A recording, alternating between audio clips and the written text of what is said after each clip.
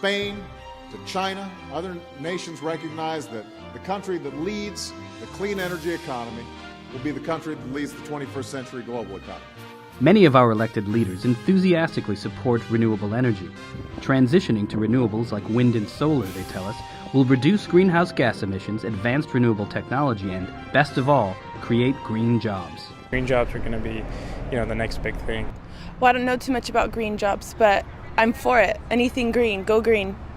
As a nation, we currently get less than 3% of our electricity from renewable sources. Are renewables really all they're cracked up to be? There's some renewables that do manage to hold their own and pass a market test. Robert Michaels is an economist at Cal State Fullerton. In other words, you got close to a third of the power in Maine is being generated by biomass conversion. In other words, there's a lot of logging and lumbering there. There's wood chips and scrap. You burn them, and it's the same as an ordinary power generator. And that's been around forever. But wind energy, currently the most significant renewable, costs a lot more to produce than conventional sources of electricity like coal and natural gas. Wind energy cannot exist without the federal production tax credit or something similar. Mark Thulke is the Southwest Regional Director of Enexco, a major player in the wind energy industry. The production tax credit is about 25% of the economics. You name your stereotypical big business evil lobby, the American Wind Energy Association is right up there with them. A person like me who's in the renewables industry would argue that the fossil fuel industry also enjoys subsidies.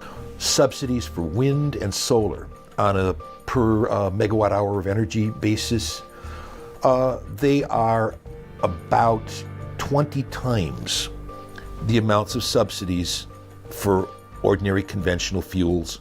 In addition to tax credits and other forms of subsidies, renewable energy companies benefit from something called a Renewable Portfolio Standard.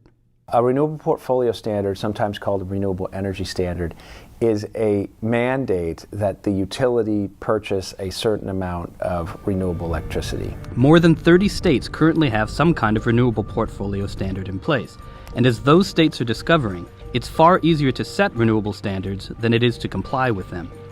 The enforcement of these, by the way, is also very funny because in a lot of states, utilities get penalized for not meeting them, and then they can bill their customers for the penalty because it's a legitimate cost they can pass through. In 2002, California set a goal of 20% renewables by 2010.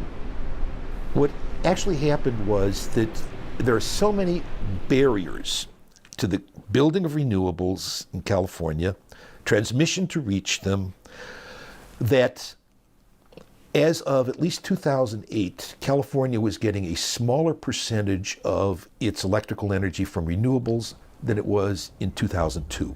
California currently gets around 15% of its electricity from renewables, well short of its goal of 20% by 2010. Undaunted, the Golden State has set its sights even higher. The industry, as well as policymakers, are planning for 33% by 2017. And that is really the new 20%, if you will. And in his 2011 State of the Union address, President Obama set an even loftier goal for our nation.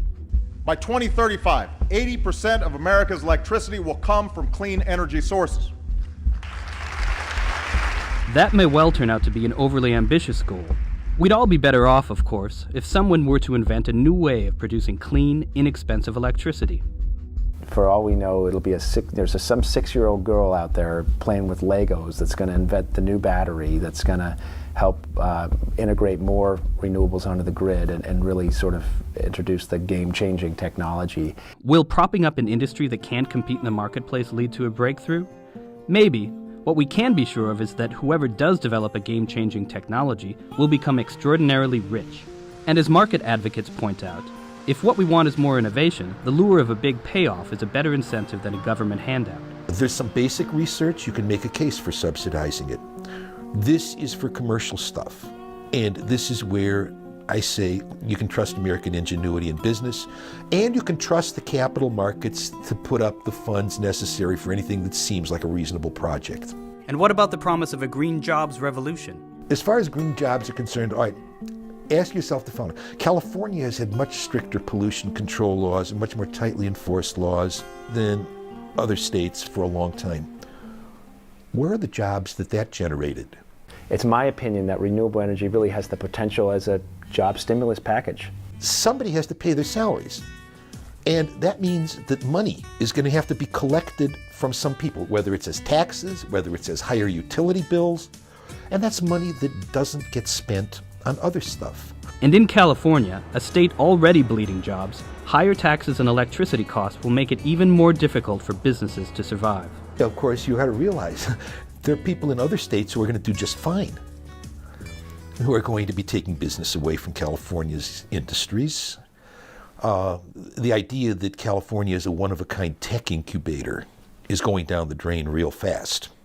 Unlike all of the tech stuff that came simply because entrepreneurs put up money for it, this is basically just a set of welfare programs.